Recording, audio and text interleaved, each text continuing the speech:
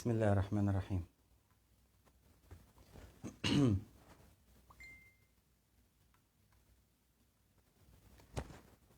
بسم الله والصلاة والسلام على رسول الله صلى الله عليه وسلم. اللهم صل وسلم وبارك على سيدنا محمد.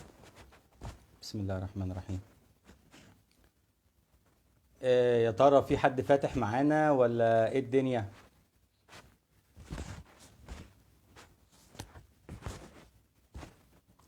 طيب، السلام عليكم ورحمة الله وبركاته. بس اللي فاتح يشوف بس الصوت كويس ولا الصوت الدنيا فيه مش كويسة ولا ايه الدنيا بالظبط؟ طبعا احنا النهاردة مغيرين المكان ومغيرين الدنيا وقاعد في مكان غير اللي انا بطلع فيه، معلش يعني فكده. المهم الصوت كويس بس واضح؟ طيب تمام. حابب أبدأ بس مع حضراتكم. طبعا زي ما احنا متعودين دايما بنبدأ بخير الكلام، وبنبدأ ببركة الكلام، وبنبدأ ببركة الدنيا. بنبدأ بالصلاة على النبي. اللهم صل وسلم وزد وبارك على سيدنا محمد وعلى آل سيدنا محمد تسليما كثيرا. أهلا وسهلا أعزائي مشاهدي ومتابعي صفحة إسلام الشامي، الصفحة الرسمية لإسلام الشامي، وقناة بصراحة على اليوتيوب، بصراحة مع إسلام الشامي. طبعا أنا مش عايز أفكر حضراتكم بأن انتوا تعملوا لايك وشير للصفحة، ولايك وشير طبعا للقناة، وتدوسوا زر الجرس عشان يوصل لكم كل جديد. طيب، أنا النهاردة ما رضيتش أطلع من بداية اليوم يعني تحديدا مع الأحداث اللي بتحصل أو اللي حصلت النهاردة والأحداث اللي حصلت امبارح، من أحداث كتيرة جدا، لكن احنا حبينا ان احنا نقتص حدثين بس، ده اللي احنا هنتكلم عنهم النهاردة ان شاء الله بإذن الله. هنتكلم عن أول حاجة كورونا، لأن أنا شايف إن بقى فيه استهتار، أنا شايف إن بقى فيه استهوان بالموضوع، شايف إن بقينا إحنا كلنا دلوقتي يعني عفوا في اللفظ بقينا مستهترين جدا بكل الحاجات اللي بتحصل وبكل الإجراءات الاحترازية اللي إحنا كنا عليها من شهر 3 و4 و5 اللي فاتوا. عفوا. فاللي أنا عايز أقوله لحضراتكم ان الموجة قربت، الموجة التانية لكورونا قربت، بل بالعكس الحالات بدأت تتزايد. تعالوا حضراتكم شوفوا لبنان الحالات فيها بدأت تبقى عاملة ازاي. تعالوا حضراتكم شوفوا الدول الأوروبية. خلوني اقول لحضراتكم بمناسبة كورونا ان ترامب اذا سقط في الانتخابات الحالية هيسقط بسبب كورونا، بس إذا ترامب سقط مش هيسقط عشان هو مثلا ما عندوش برنامج انتخابي كويس، أو هو عشان ما حققش أو ما رضاش طموح الشعب الأمريكي. لا، ده هو هيسقط بسبب كورونا إذا سقط. حالات وصلت عندهم يعني ما يقارب 91 ألف حالة يعني. تمام؟ فإحنا دلوقتي يعني عايشين كده، يعني عايشين في السبهللة زي ما بنقول. طلعت مع حضراتكم قبل كده أكتر من تقريبا يعني ما يقرب من 10 مرات أو 15 حلقة عملناهم قبل كده، واتكلمنا عن كورونا، اتكلمنا عن التداعيات اللي بتعملها كورونا. دلوقتي لما حضراتكم تعدوا من عنده البنوك، يعني حضراتكم لما تروحوا تصرفوا حاجة من البنوك، أو إن كنتوا تروحوا شركة مثلا ممكن نقول من شركات الاتصالات، سواء فودافون، سواء وي، سواء اورنج، سواء اتصالات، ايا مكان، يعني هتلاقوا الدنيا فيها زحمة والناس بقت عادية وخلاص بقى الله يرحمك يا كورونا، وما عادش فيه الكلام ده. هو ليه الاستهتار؟ يعني انا هنا ما بخاطبش الشعب المصري فقط، لا، لان يعني من نعم ربنا عليا ان الصفحة عليها ناس افاضل على راسي من فوق، يعني مش هكون مبالغ لما اقول من جميع انحاء العالم حقيقي. انا عندي في الصفحة وناس بتكلمني من دول كتيرة مختلفة، سواء اوروبية او عربية. يعني احنا معانا يعني معانا ناس موجودين دلوقتي بيتفرجوا علينا، انا بتشرف بيهم واهلا وسهلا بحضراتكم معانا. ناس افاضل، ناس اخوة لينا، اشقاء عرب. تمام. احنا ليه استهترنا؟ احنا ليه يعني عايزين نوصل بسرعة ان يلا خلينا كده، خلينا نخلص. والله الكورونا ما خلصت. انا مع حضراتكم والكلام ده قلنا 100 مرة ان كورونا هي احدى حروب الجيل السادس، وان كورونا حروب بيولوجية، وان كورونا مصطنعة. بس بقى امر واقع معانا، بقى امر احنا عايشين بيه، مش امر احنا يعني فوجئنا ولقيناه جه مثلا زي انفلونزا الخنازير، زي انفلونزا الطيور، زي اي ما شابه من دول. يعني اللي كان ليهم مصل وقتها، اللي كان ليهم مصل. ليه بقى فينا الاستهتار؟ القهاوي فتحت، فتحت. المحلات فتحت، فتحت. الدولة المصرية والحكومة المصرية فتحت للناس اكل عيشها. خدوا بالكم من النقطة دي، لان الناس بدأت تتعب. الحكومة عملت اللي عليها وازيد واكتر، وكفت ووفت. رئيس لجنة الازمة الدكتور مصطفى مدبولي عمل فوق طاقته 100 مرة كمان. الدولة بقيادة عزيز مصر الرئيس عبد الفتاح السيسي عمل فوق طاقته 100 مرة كمان. فبالتالي يعني الدولة هتعمل ايه اكتر من كده؟ العمالة الغير منتظمة بيصرفوا لهم في الشهر 500 جنيه. حضرتك ممكن تكون مستقل لهم، ممكن تكون بتقول ايه 500 جنيه دول؟ انا معاك والله، ايه 500 جنيه دول؟ انا معاك. بتفك ال 200 جنيه دلوقتي مركبة جناحات، مفيش مشكلة. تخش تجيب شوية جبن من اي سوبر ماركت وانت خارج، خلاص خلص ال 200 جنيه، الله يرحمها، مشيت راحت. فالقصة كلها حضرتك ال 500 جنيه دولت عليك انت. ممكن تقول دول بساط، بس تعالى شوف الدولة اتكلفت كام مليار جنيه بسبب كده. طبعا في واحد خروف من الخرفان يطلع يقول انت بتدافع وانت بتطبل وانت مش عارف ايه. انا ارجع ارد على حضرتك اقول لك هات لي طبلة وانا طبل، واللي عايز يرقص يرقص. انا بطبل لدولتي، احسن ما اكون زي الدول التانية. بطبل لدولتي احسن ما اكون ابقى قاعد في بيتي مش في امان. بطبل لدولتي احسن ما ابقى مش لاقي اكل. هتقولوا في غلاء، اقول لكم صحيح في غلاء، بس في امن، بس في سلامة.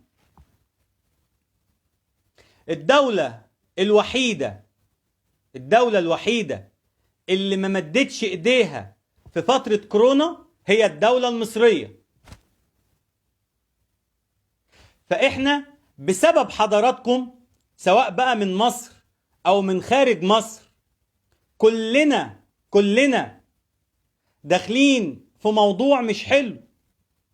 الموجة التانية بتاعت كورونا موضوع مش حلو، وجاية اكتر وجاية اقوى.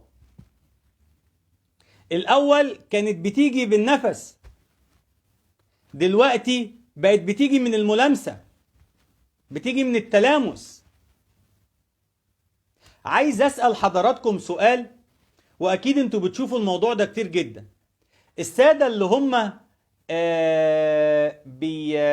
يعني بيبقوا لابسين كمامة على دقنهم كده.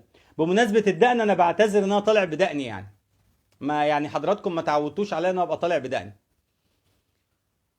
فانا عايز اسأل سؤال، الناس اللي بيبقوا لابسين كمامة ومنزلينها على زورهم او حاطينها كده اهو او عاملينها كده، ايه يا عم انت نفسك تلبس نقاب؟ لا اله الا الله. بتبين عينك وبتبين ما وبتعمل كده، ده حتى النقاب ما بيبقاش كده، وتتعامل عادي. ايه الهبل اللي انتوا فيه ده؟ ايه ده؟ ايه الاستهتار ده؟ ويجي واحد بقى تشوفه داخل عليك يقول لك حبيبي ويبوس واحضان وبتاع، لا حول ولا قوة الا بالله العلي العظيم. ايه يا اخوانا؟ ايه يا اخوانا؟ ايه يا اخوانا؟ اتقوا الله. بلاش تتقوا الله في نفسكم، اتقوا الله في عيالكم، في اهاليكم. يا سيدي اتق الله في نفسك انت.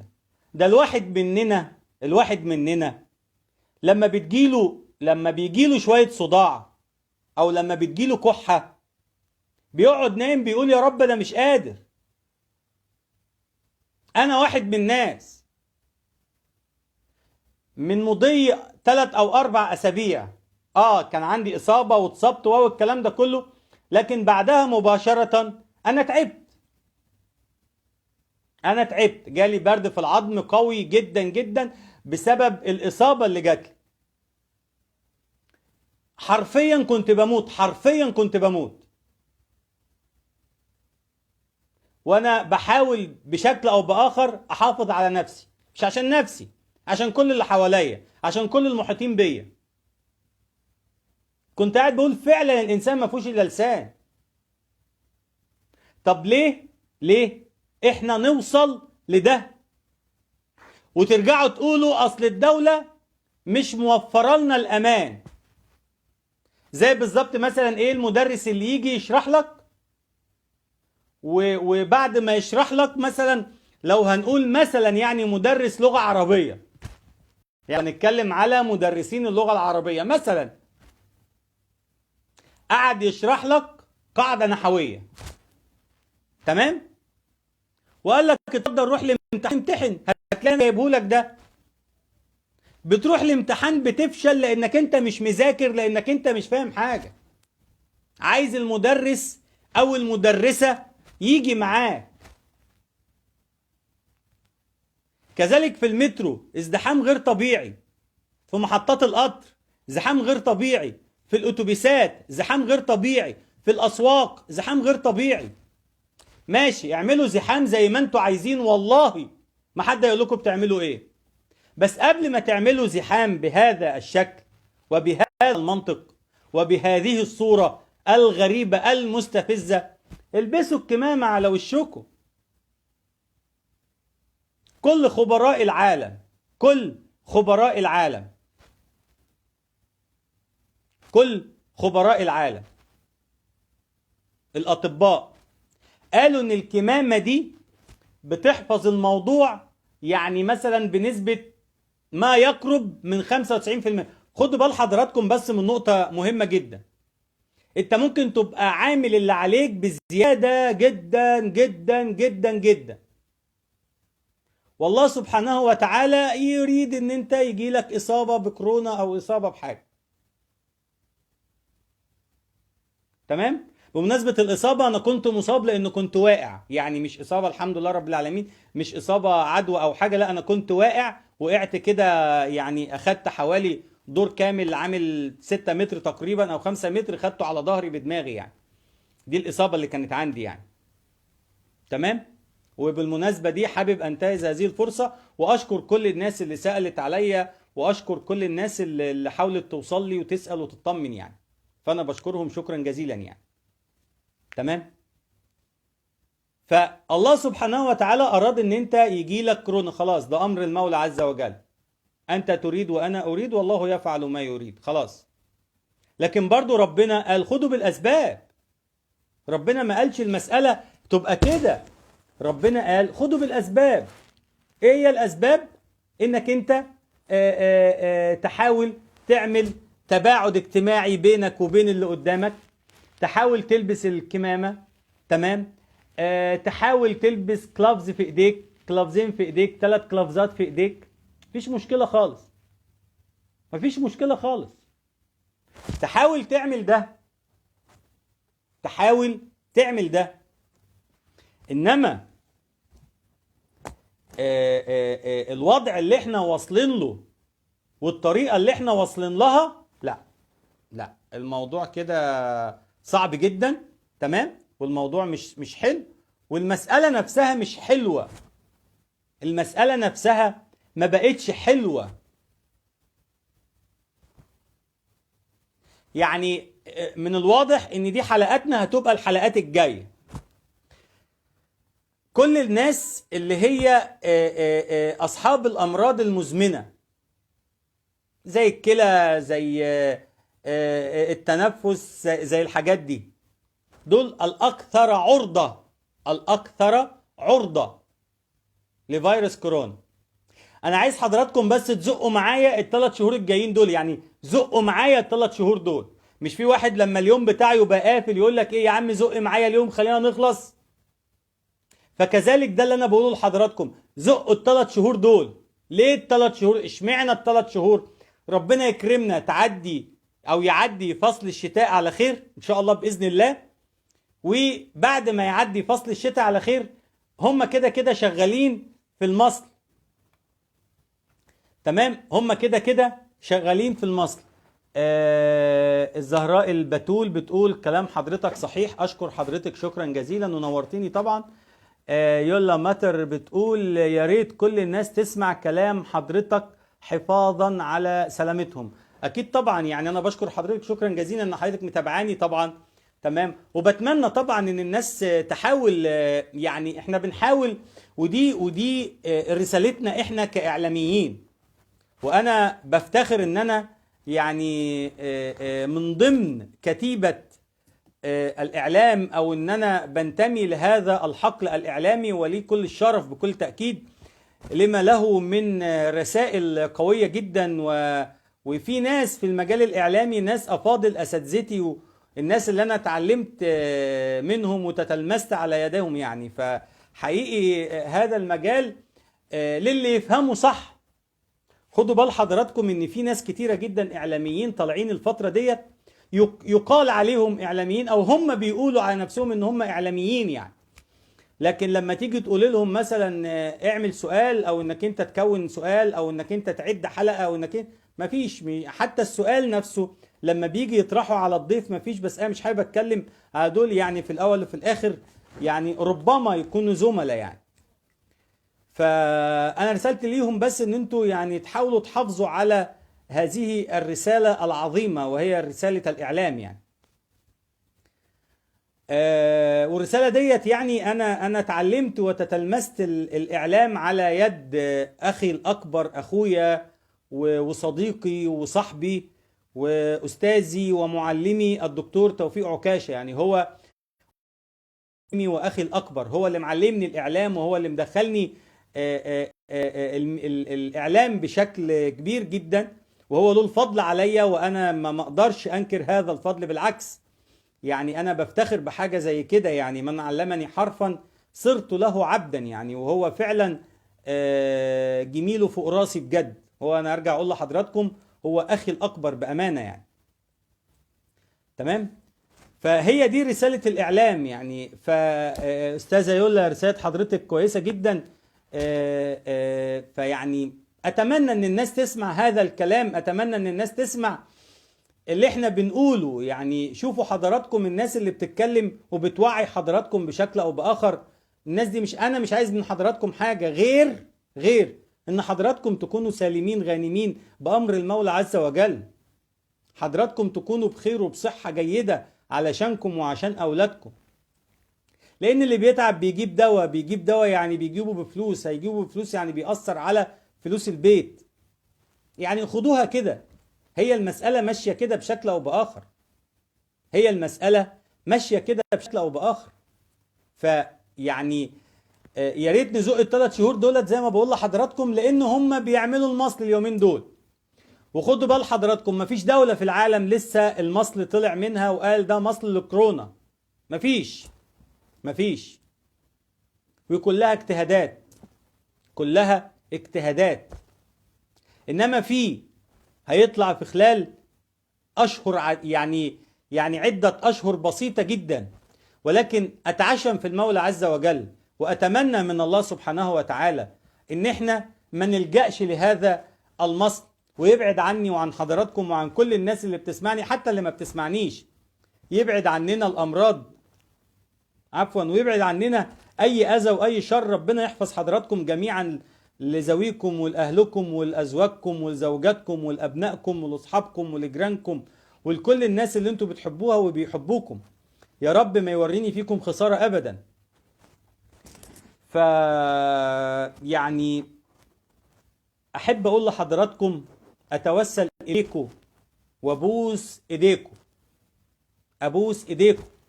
احنا داخلين على موضوع صعب جدا جدا جدا جدا، اكثر مما نتخيل، اكثر مما عارفين هنتمنى ايه؟ طب والنبي رجعوا لنا الموجة التانية، كانت سهلة. شوفوا احنا كنا قافلين الدنيا ازاي والدنيا مقفولة ازاي.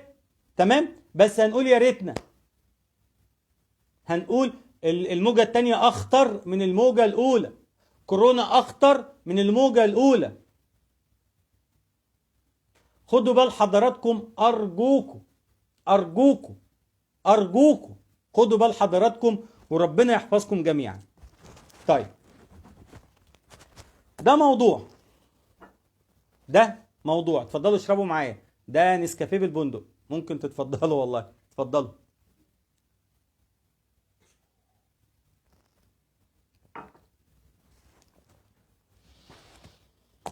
الموضوع التاني هو موضوع يعني متشابك حبتين. يعني زي ما بيقولوا ايه، هو شبكة عنكبوتية او شبكة عنقودية ليها اطراف كتير جدا. بس انا عايز اقول لحضراتكم على حاجة، دوروا على اي مشكلة في العالم اجمع، دوروا على اي مشكلة في العالم اجمع هتلاقوا وراها الاخوان. دوروا على اي مشكلة في العالم اجمع هتلاقوا وراها الاخوان. هذا الفصيل النجس، هذا الفصيل الدموي، هذا الفصيل يعني مهما اوصف لحضر، الناس دي ما بتحطش رجليها في بلد الا لما يعني الخراب والدمار يجي على البلد دي. فصيل الاخوان المجرمين، طبعا بدعم تركي وبدعم قطري، طبعا بدعم تركي وبدعم قطري.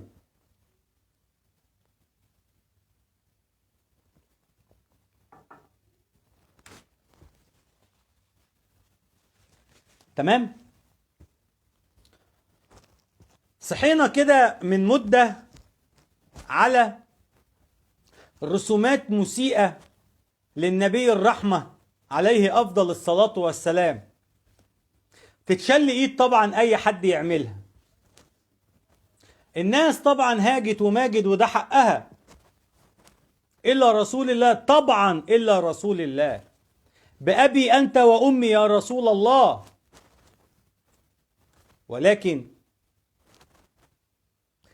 إحنا بنقول عليه نبي الرحمة، إنما بعثت لأتمم مكارم الأخلاق. نبي الرحمة، نبي المغفرة.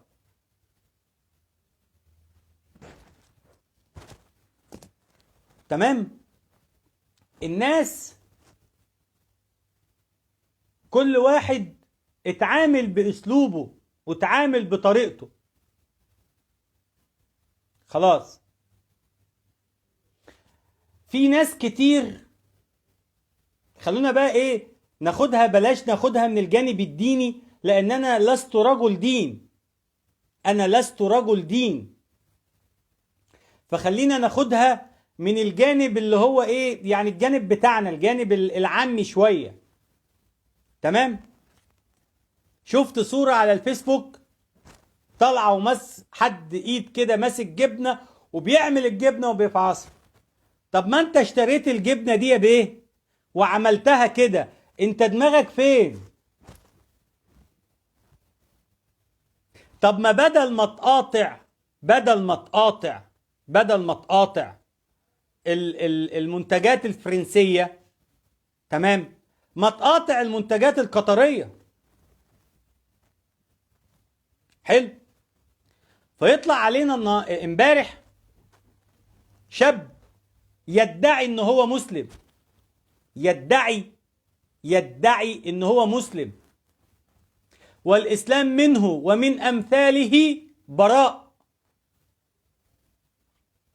يطلع علينا يذبح سيدة مسنة عندها 60 سنة في فرنسا، تمام. يطلع علينا هذا المعتوه، هذا المختل، تمام، يطلع علينا ويقتل في فرنسا في مدينة نيس. طيب خلوني اقول لحضراتكم، تمام، خلوني اقول لحضراتكم ان هذه الحادثة ايه حكايتها بالظبط. ده شاب عنده 21 سنة. للأسف الشاب ده عربي، للأسف الشاب ده عربي من دولة تونس الشقيقة، تمام. طيب هذا الشاب هاجر من تونس لإيطاليا عن طريق البحر، هجرة غير شرعية، هجرة غير شرعية، علامات باخرة من البواخر. الحمد لله رب العالمين، احنا في مصر الله سبحانه وتعالى كرمنا بفضل القيادة السياسية الحكيمة، وبقت المسألة الهجرة الغير شرعية من عندنا قلت جدا جدا جدا جدا جدا جدا جدا. مش عايز أبالغ وأقول إن هي شبه انتهت، لكن قلت جدا إن لم يكن انتهت فعلا، تمام.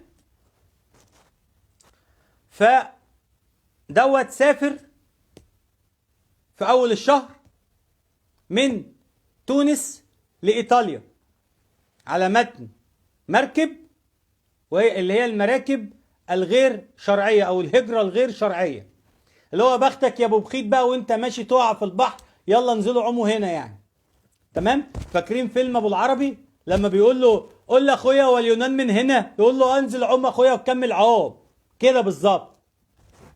فأبو العربي بقى نزل كمل عوم، تمام. خدوا بالكم ان انا بعشق بورسعيد، بعشق بورسعيد، تمام، لان جامعتي كانت فيها واهلي خلاني وامي منها، فانا عاشق لبورسعيد يعني، تمام. طيب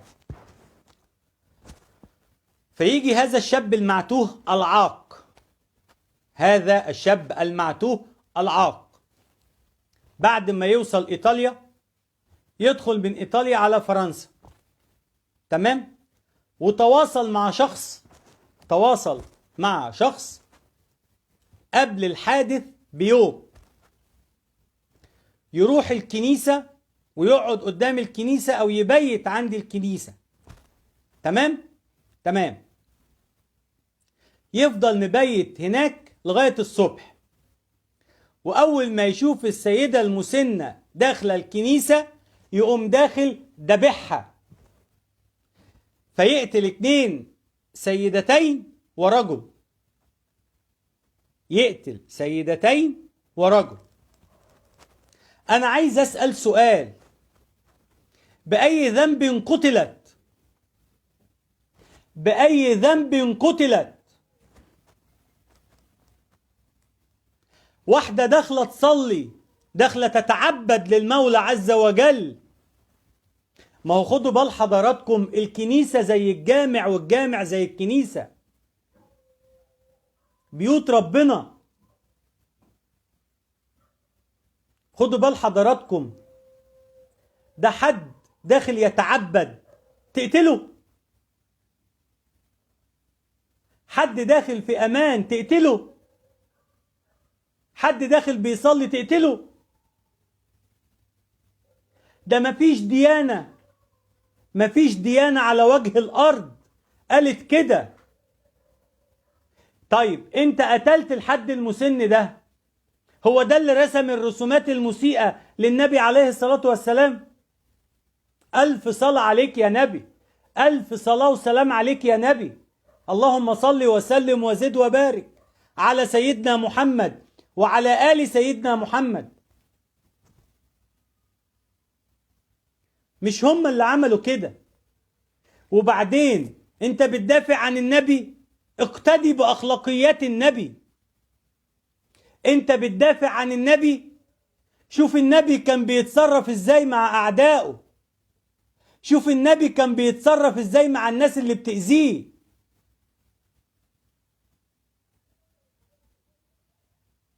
ده كان في حد بيجي عند النبي بيرمي عنده الزبالة يوميا. الحديث مش هقوله بلغة عربية وبتفصيله، لكن أنا هقول مجمل الحديث. أنا قلت لحضراتكم أنا لست رجل دين، أنا لست رجل دين. تمام؟ فيجي الحد ده يقوم يرمي الزبالة عند بيت النبي، فجه في يوم ما رماهاش، النبي راح يسأل يشوف في ايه. بأبي أنت وأمي يا رسول الله. شوفوا الرحمة، شوفوا الطيبة، شوفوا الإنسانية، شوفوا النبي، شوفوا صفاته، شوفوا حكمته. اقتدوا بالرسول عليه الصلاة والسلام، اقتدوا بأفعاله. الرسول ما مسكش سيفه وقال لك يلا نقتله، لا. حروب وبتاع والكلام ده كله ماشي، مفيش مشكلة، اتكلمناش في ده. انما انا بتكلم في الحاجات الفردية اللي بتحصل، انا بتكلم في الحاجات الفردية اللي بتحصل. فلما انت تخش تقتله، جبت حقنا؟ ما جبتش حق حد، ما جبتش حق حد. يا بيه ده اسمه ارهاب، يا بيه ده اسمه ارهاب، يا بيه يا عبيط، يا ابن العبيطة، ده اسمه ارهاب.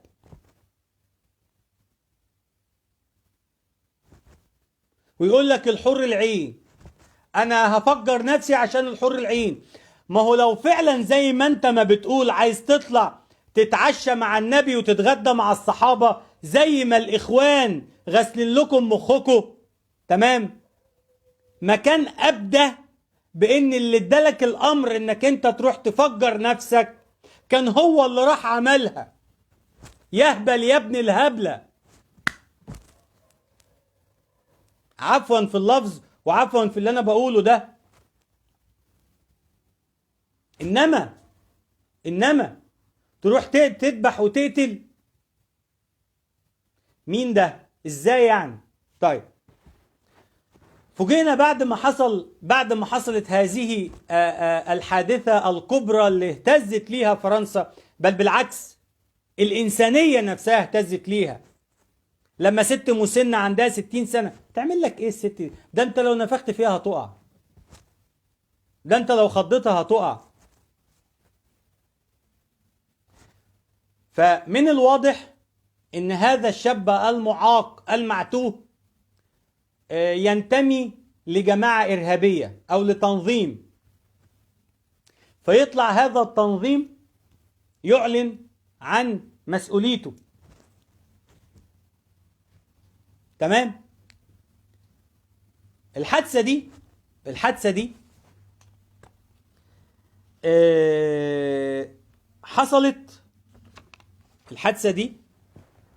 حصلت أو شبه الحادثة دي تقريبا بالظبط من 4 سنين و4 شهور. فاكرين الحادثة اللي فيها السائق اللي كان معاه حافلة، وهي عرفت إعلاميا بالحافلة التي دهست الجمهور أو التي دهست الناس، فهي معروفة إعلاميا بكده.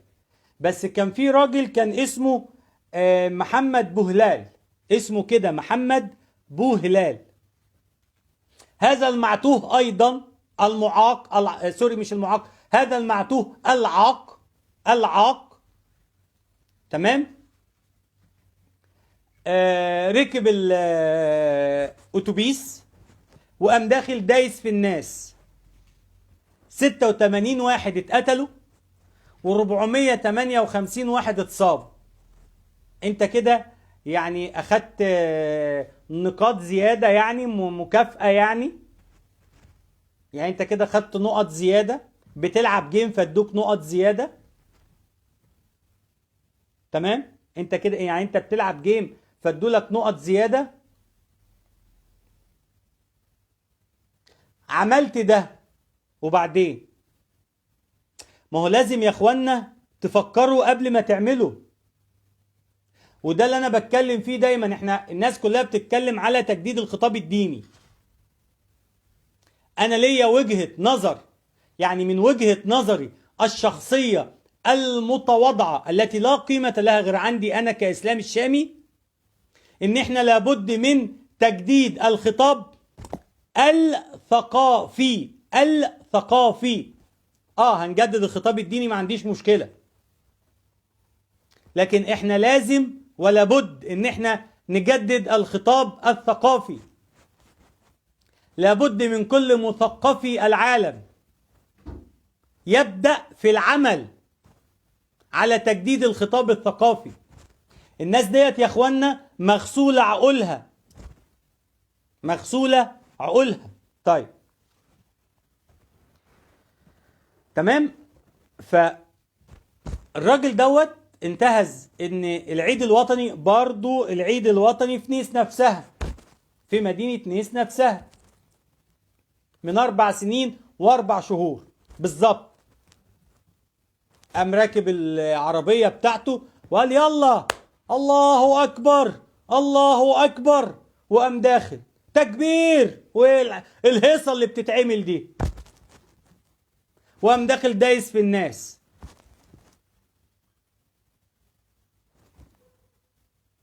وبعدين ما هو ده إرهاب يا أخوانا.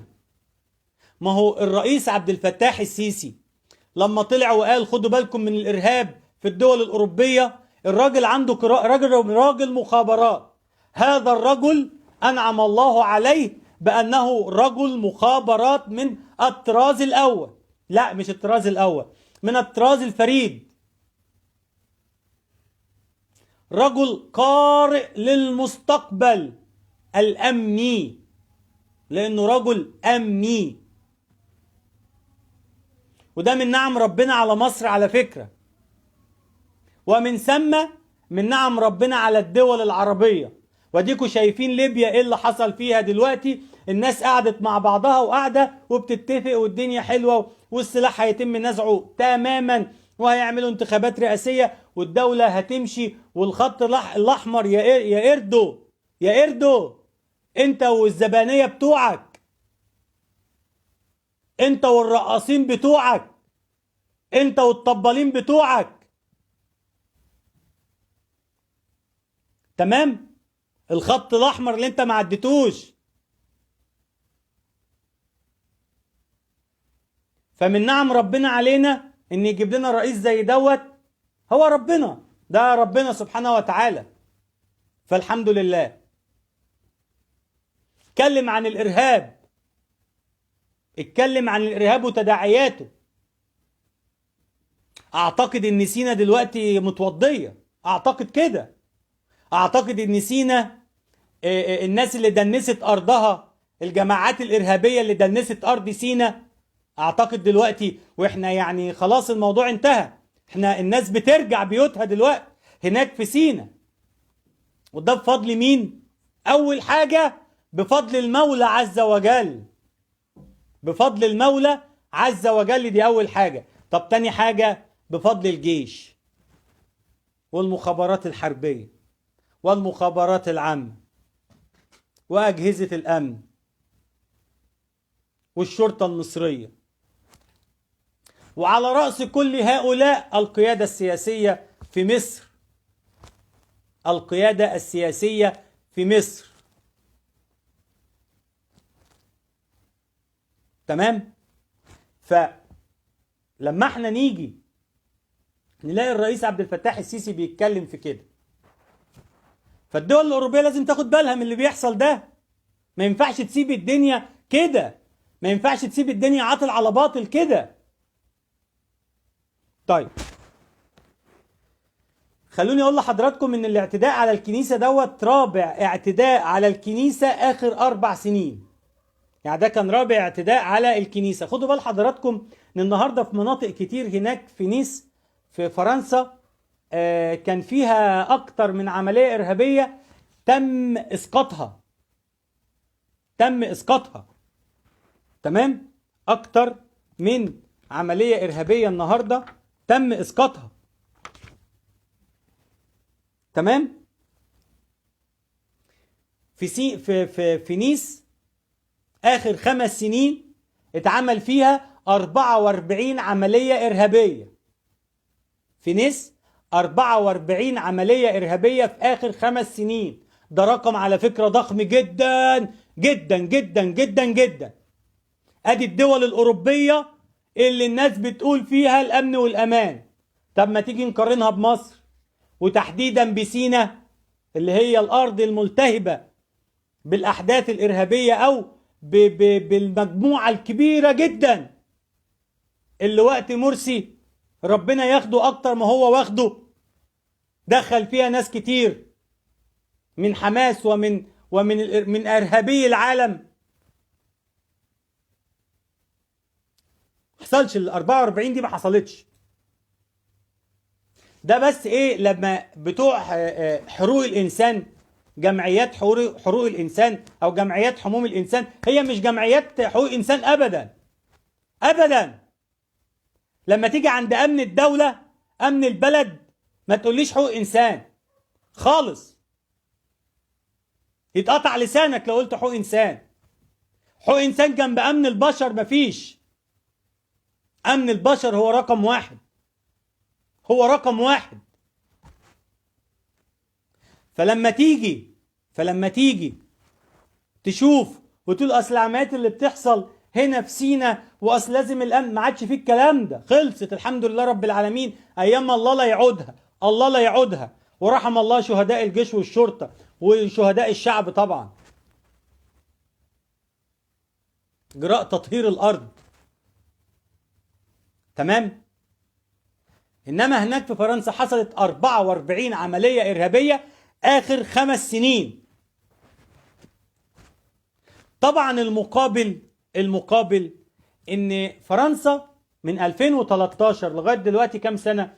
2014 و15 16 17 18 19 20 7 سنين.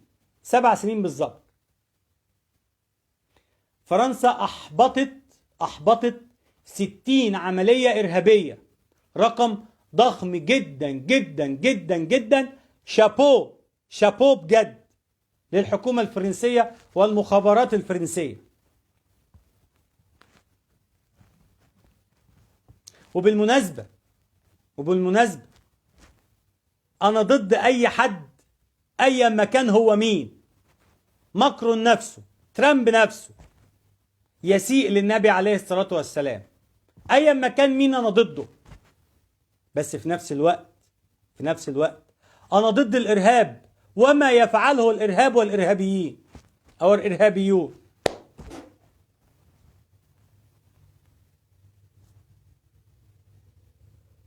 وبعدين ولا حاجة.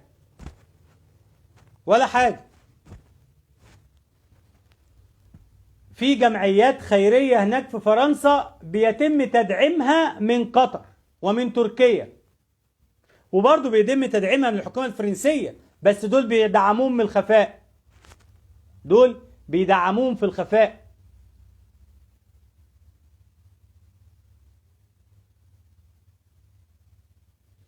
فبالتالي الموضوع بشكل او باخر، انا بس هحط شاحن لان التليفون خلاص. ثواني بس. تمام. فبالتالي بالتالي لازم الدول الخارجية تاخد بالها وتاخد من كلام الرئيس عظة وعبرة.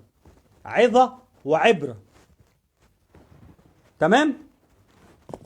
طبعا الحكومة الفرنسية والمخابرات الفرنسية وأمن الدولة الفرنسي وكل الأجهزة الأمنية الفرنسية قعدت تدور على ملف لهذا الشاب، ما لقيتش أي ملف ليه وما لقيتش ليه أي سابقة. فمن الواضح إن هو حد لسه إيه؟ لسه في الناشئين، يعني هو لسه طالع من الناشئين.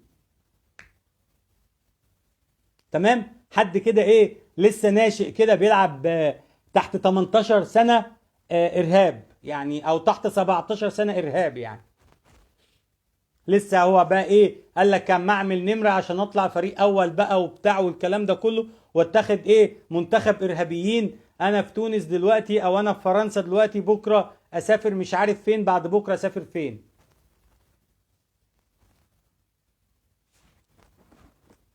فاحنا لو هناخد اي رد فعل على الاساءة اللي بتحصل بالقتل والذبح والسرقة والاتلاف والكلام ده كله، غلط طبعا. غلط طبعا. دي ما كانتش اخلاقيات النبي عليه الصلاة والسلام. وخدوا بالكم وخدوا بال حضراتكم، ولا كانت اخلاقيات اي من الديانات السماوية خالص خالص، لا الاسلامية ولا المسيحية، بالعكس دي ديانات متسامحة ومتصالحة مع نفسها. ديانات متسامحة ومتصالحة مع نفسها. أنا من أقرب الناس ليا مسيحيين. شوفوا حضراتكم في رمضان مثلا، في شهر رمضان الكريم، أو في شهر رمضان يعني شهر الخير والبركة، هتلاقوا مسيحيين كتير جدا جدا جدا، مش في مصر بس، في جميع أنحاء العالم. في جميع أنحاء العالم هتلاقوا مسيحيين بيعملوا فطار للمسلمين وبيعزموا مسلمين عندهم، وكذلك مسلمين حتى في الأعياد. حتى في الأعياد ده بيعزم ده وده بيعزم ده. هي دي الحياة البسيطة، الحياة الجميلة اللي احنا كلنا بنتمناها، اللي احنا كلنا عايزينها، ان احنا نعيش في سلم، في سلام وامان. وهيجي وقت فعلا هنعيش في سلام وامان. هنعيش في الوقت ده مهما عملت الارهاب والارهابيين، مهما عملوا. وخدوا بال حضراتكم، خدوا بال حضراتكم، وانا بواجه كلمتي دي تحديدا للدول الاوروبيه وطبعا للدول العربيه واللي عندنا في مصر. اعياد الكريسماس واعياد القيامه المجيد، كل سنه وحضراتكم كلكم بخير. اخواتي وحبايبي واهلي وناسي واصحابي المسيحيين في جميع انحاء العالم، كل سنه وانتم كلكم بخير، كل سنه وانتم طيبين، كل سنه وانتم حبايبنا. بلاش حبايبنا، حبايبي انا نفسي تحديدا طبعا، وحبايبنا كلنا. كل لحظه وانتوا دايما، احنا وانتوا متدفيين ببعض ومع بعض والبعض. خدوا بال حضراتكم، احنا داخلين على اعياد، وده الموسم بتاعهم. ده الموسم بتاع العمليات الارهابيه، ده الموسم بتاع الجماعات الارهابيه، ده الموسم بتاع الجماعات الارهابيه، عبدة الشيطان، جماعات الشيطان، الجماعات التي ليس بها اي مله ولا دين.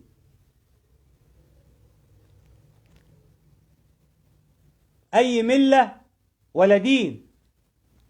وخدوا بال حضراتكم، وعفوا في اللي انا هقوله دلوقتي، بس اقروا كده، يعني لما اقول لحضراتكم على اللي انا هقوله هتلاقوا كلامي صح.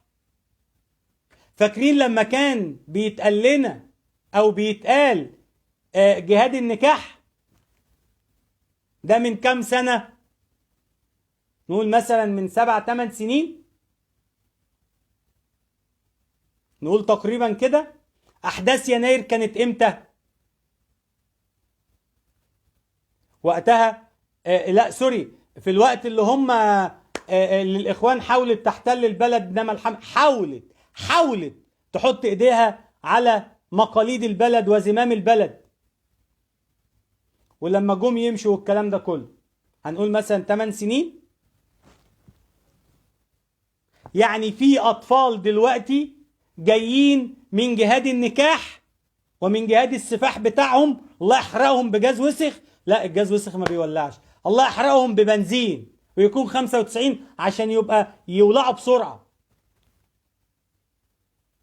تمام؟ في أطفال دلوقتي عندهم السن ده بيبدأوا يمسكوا الرشاش وبيعلموهم والكلام ده كله. جيل جديد، نشء جديد طالع، جايين من حرام. مش ده اللي كان بيتقال ولا ايه؟ ولا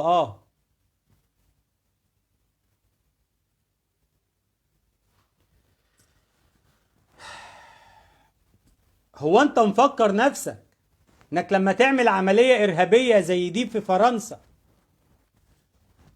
انت كده رفعت راية الاسلام والمسلمين؟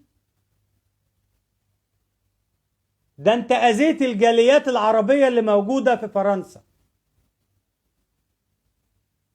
اي عمل ارهابي بيحصل في اي دولة اوروبية او اجنبية او عربية بيأذي الجاليات الاجنبية اللي فيها. ما هو الاجنبية يعني اللي هم مش من البلد. يعني مثلا فرنسا، لو حد من المانيا وقاعد في فرنسا، ما هو ده جالية اجنبية. حد من اي دولة غير فرنسا دي جالية اجنبية.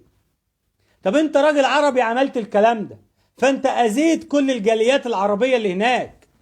الجاليات العربية اللي هناك دي رايحة تاكل عيش عشان تأكل عيالها بالحلال، عشان تأكل عيالها بالحلال. مش أردوغان اللي يبعت ناس يحاربوا في ليبيا، يبعت مرتزقة فيختلفوا على الفلوس، لا أنا ليا $1000، لا أنا ليا $3000، فيقتلوا في بعض. الناس دي، الجاليات العربية دي أو الجاليات الأجنبية دي، رايحة تاكل عيش عشان تأكل عيالها عيش بالحلال وتدخل بلادها عملة صعبة. ما هو ده اقتصاد. يعني انت لما بتعمل حاجة واحدة، شوف انت بتأذي جنبها كم حاجة يا متخلف.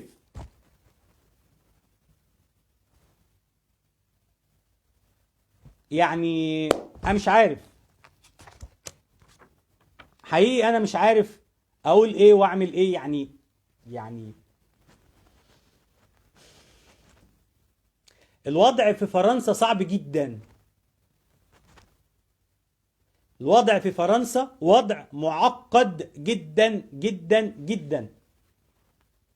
وضع معقد. الحزن يخيم على المدن الفرنسية كلها، بل بالعكس الحزن بيخيم على كل الإنسانية اللي في العالم كلها. يعني انت عارف مثلا ايه؟ ست كبيرة، ست عندها 60 سنة، تيتم عيالها ليه؟ ترمل جوزها ليه؟ الراجل اللي مات ده تقفل بيته وبيت عياله ليه؟ عشان ايه؟ عشان شوية دولارات؟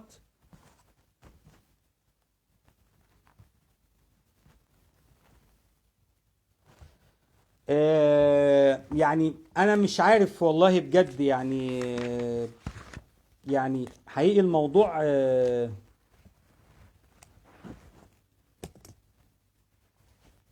موضوع صعب.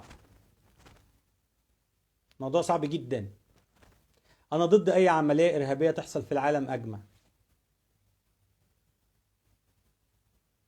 وبعدين انت ذكر وراجل، يعني راجل ذكر كده يعني. طب ما تيجي تواجه الوش في الوش. تعالى واجه الوش في الوش. انزل امسك سلاحك وانزل اقف في وسط الشارع وشوف ايه اللي هيحصل.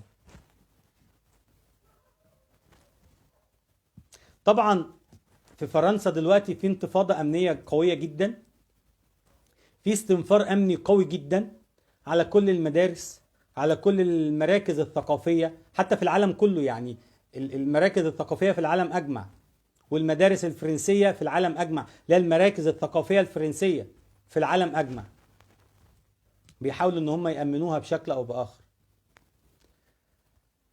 يعني خلينا نقول رحمة الله على السيدة اللي توفاها الله، يعني ربنا ينيح روحها، ربنا ينيح روحها يا رب، رحمة الله عليها. أنا مش عايز أطول على حضراتكم.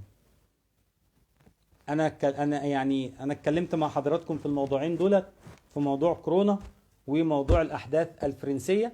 أنا مش عايز أعطل حضراتكم ولا أضيع لحضراتكم وقت أكتر من كده. كتر ألف خيركم فوق راسي إن حضراتكم يعني استحملتوني وأنا معاكم على الهوا دلوقتي.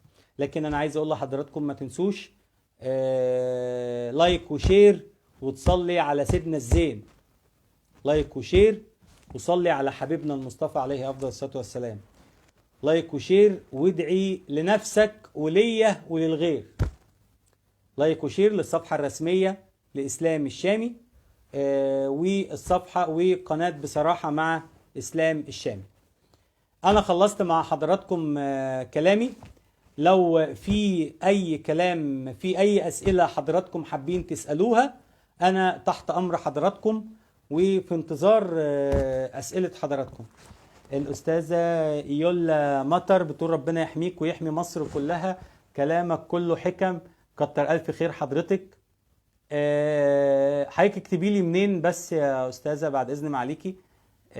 يسلم تمك، يسلم تمك لبنان، يعني يسلم تمك لبنان طبعا يعني. فتسلمي لي، كتر ألف خيرك. يعني رب يحفظ لبنان وشعب لبنان وكل لبنان. طبعا أنا كنت عملت حلقة عن تفجيرات مرفأ بيروت، واتكلمت عن مرفأ بيروت، وكان يعني تعازينا ليكم كلكم وقلوبنا كانت معاكم حقيقي بجد. احنا أخوة وأشقاء وعرب ومسلمين ومسيحيين، كلنا في قلب بعض، يعني كلنا واحد بكل تأكيد. حقيقي نورتيني وشرفتيني وزدتيني طبعا حضرتك وكل والزهراء ويوسف وكل الناس اللي بعتت لي. يعني الزهراء البتول بتقول اعراضها ايه؟ قصد حضرتك اعراض الكورونا صح؟ طيب هي اعراضها كتير جدا، اعراضها كتير جدا، تمام؟ ودورها صعب طبعا. سخونية، زور، قيء، تعنية في البطن طبعا بتؤدي لأمر آخر، تمام؟ هي دي أعراضها. هي صعبة قوي، تمام؟ كورونا جاية صعبة المرة دي جدا. المرة اللي فاتت كانت من النفس بس، دلوقتي نفس وملامسة، دلوقتي نفس وملامسة. يعني الموضوع صعب جدا. فالزهراء حضرتك الزهراء البتول، اسم البتول حلو قوي يعني، حقيقي انا من عشاق هذا الاسم، يعني اسم بتول حقيقي بجد انا من عشاقه جدا جدا جدا. يعني في اي حد عايز يسأل في اي حاجة، حد عايز يتكلم في اي حاجة، انا تحت امر حضراتكم. ما تنسوش حضراتكم اذا حابين تتكلموا في اي موضوع ممكن تبعتولي على الصفحة الرسمية وعلى البريد الصفحة الرسمية، وانا هتكلم مع حضراتكم فيه. ادمن الصفحة باعت بيقول لي زلزال اليوم لو كان حصل في فرنسا كانت الناس شمتوا، لكن حصل في تركيا واتقال ده ابتلاء مش يكيدوا كيدا، وربنا منتقم وعظيم. ايه رأي حضرتك في ده؟ طيب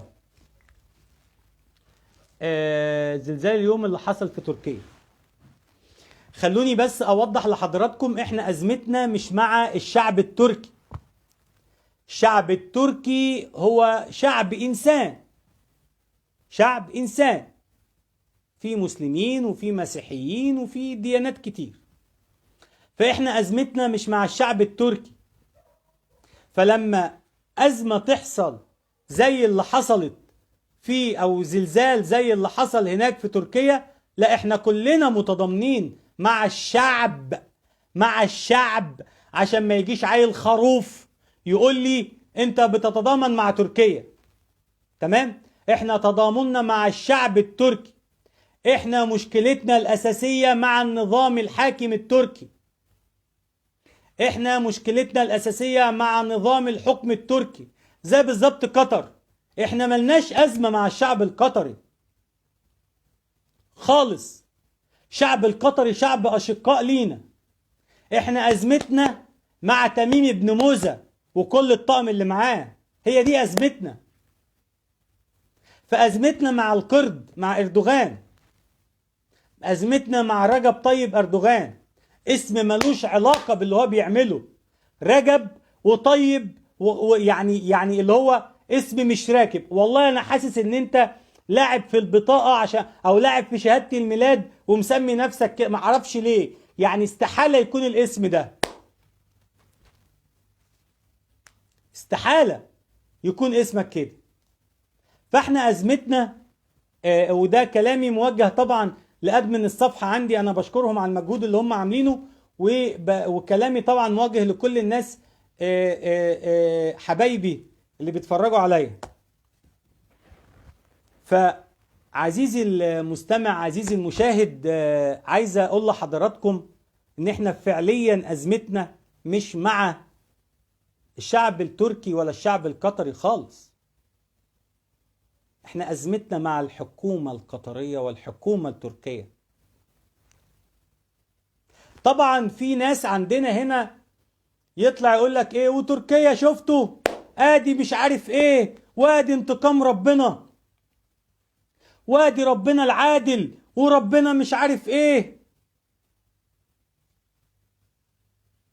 ده لو حصل في فرنسا، عفوا ده لو حصل في فرنسا، إلا ما شفت خروف طالع يتكلم ويقول ده شفتوا ربنا وانتقام ربنا.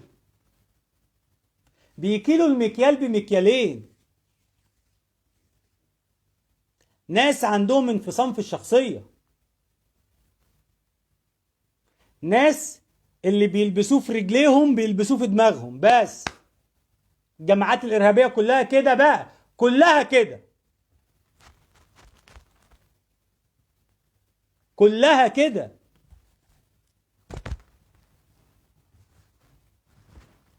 وانا حكاياتي كتير معاهم. يعني انا في وقت من الاوقات لما كانت قناة الفراعين كانت فاتحة وموجودة، وانا ابنا من ابناء هذه القناة، وانا اعتز وامتن يعني، وبمتن جدا ويزيدني شرف طبعا ان انا ابنا من ابناء هذه القناة.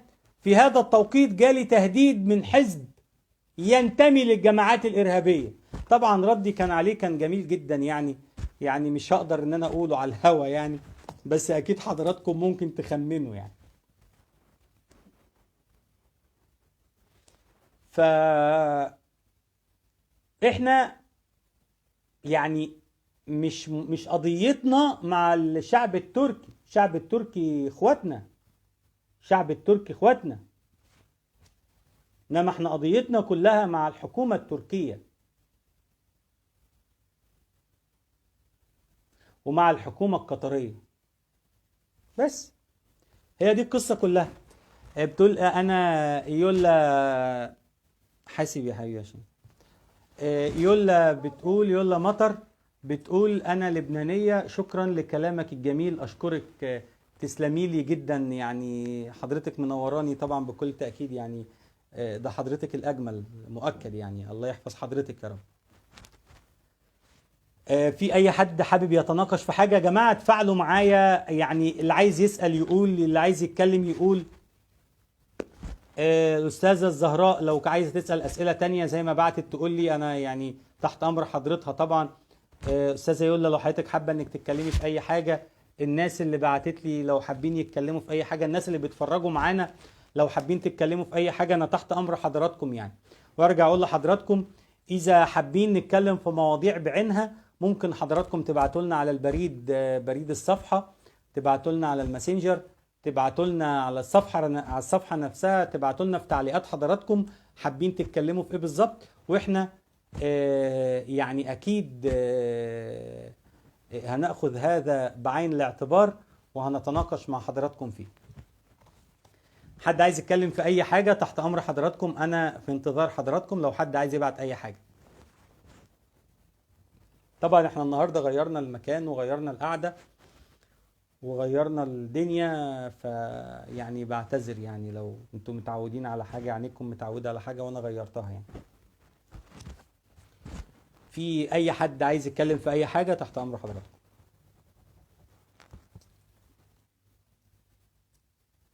تمام.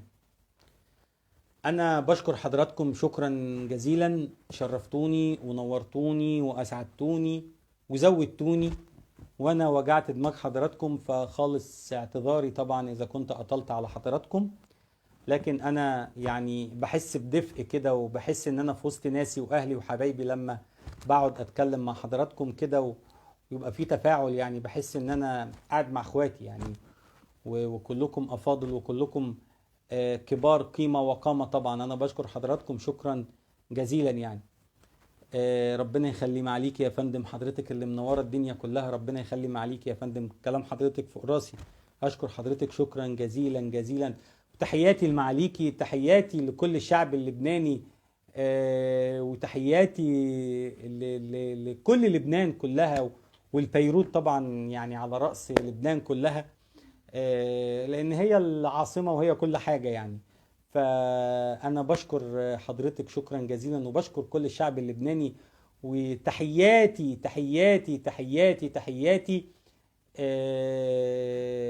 للشعب اللبناني. أنا ببلغ سلامي كله من حضرتك للشعب اللبناني، كلكم فوق راسي وكلكم أنا بحبكم، وتشرفونا في مصر وتنورونا في مصر في بلدكم التاني، تنورونا على راسنا فوق راسنا، نشيل حضراتكم فوق راسنا بكل تأكيد يعني. أنا بشكر حضرتك شكرا جزيلا، بشكر حضراتكم شكرا جزيلا، وبعتذر مرة تانية إن أنا طولت على حضراتكم جدا. آخر حاجة حابب أقولها لحضراتكم، ربنا يحفظكم ويحفظ أهلكم وولادكم وجوازكم وزوجاتكم وأبهاتكم وأمهاتكم، ويحفظكم من كل سوء، ويحفظكم من العمليات الإرهابية، يحفظكم من كورونا ومن أي مرض، يا رب يا رب يا رب يحفظكم من أي حاجة في الدنيا ومن أي مرض في الدنيا. دمتم في رعاية الله وأمنه، والسلام عليكم ورحمة الله وبركاته.